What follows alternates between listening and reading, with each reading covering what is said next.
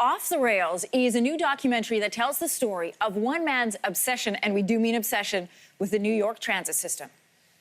Over the years, I have operated trains in the New York City subway system, Metro North, New Jersey Transit, and yet I have never been an employee of any of these agencies. Well, a Manhattan man is getting a free ride to prison.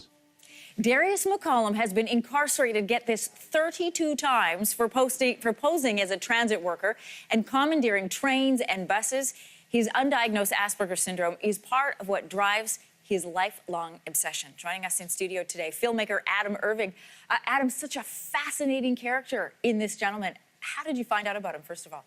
I actually just read about him on Wikipedia. I was researching people who are obsessed with trains for my next project, and Darius is a perfect example of that because his obsession is so strong. He has spent over half his life in maximum security prison. What is it that drives him to, he'll get out of prison and he goes right back to doing the same thing? Well, he's addicted, and also while he's in prison, he's not actually rehabilitated. They don't give him therapy or any of the tools to help him get out and not break the law to express his passion. He has operated over 500 trains and buses, operated them without actually being an employee of the MTA. So how does that happen? Well, he started when he was a little kid. He memorized all 468 New York City subway stations by the time he was 7 or 8, and was driving trains by himself by the time he was 11. So it's like second nature to him. He speaks the lingo better than the union guys who've been working there for 40 years legally. Why not just give him a job then with the MTA? That's a good question. I think that would solve his problems, but the MTA feels that he has embarrassed them by showing how easy it is to take their vehicles, and they don't want to reward that bad behavior. And I think passengers might be worried that their kids are being taken to school by a 20-time felon. Yeah, well, fair enough. You had mentioned that Darius, part of the problem is he's not getting the correct therapies while he's in the justice system. And just a reminder, he has spent more than half of his adult life in prison. Here's a clip where Darius himself explains part of the problem.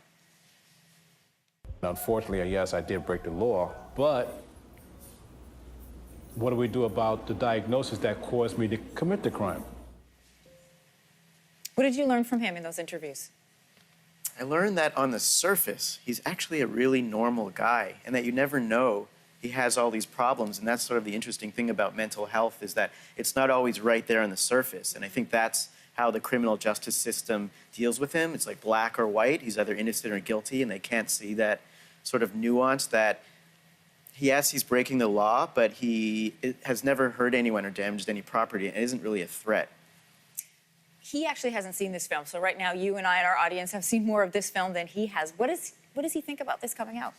He's really excited. He actually thrives on the attention, which is a bit of the problem, because the more attention he gets from the media, the more incentive he has to commit a crime to get in the news again. Because it's like, if people aren't talking about him, then he doesn't feel he has any self-worth. He's just some guy in jail.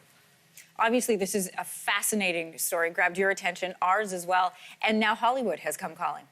Yeah, the story is going to be made into a Hollywood film where Julia Roberts is rumored to be playing his lawyer, and it's supposed to come out next year. And that film is going to be, way bigger than my little documentary, and I'm hoping that that will bring enough attention to his case that there might be some change so he can get out of this revolving door cycle of going in and out of prison for his whole life.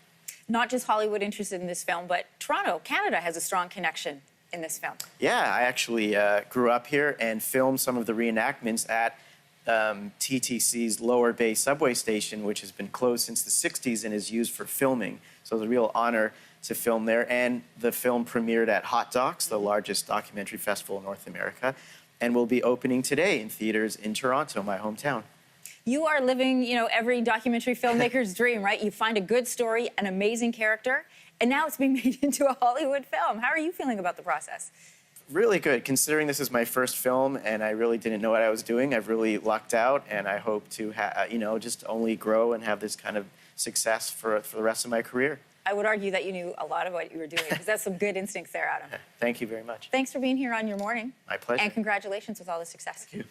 All right, Off the Rails, as we mentioned, is making its Canadian theatrical premiere today at the Hot Docs Cinema in Toronto. We'll be back right after a short break.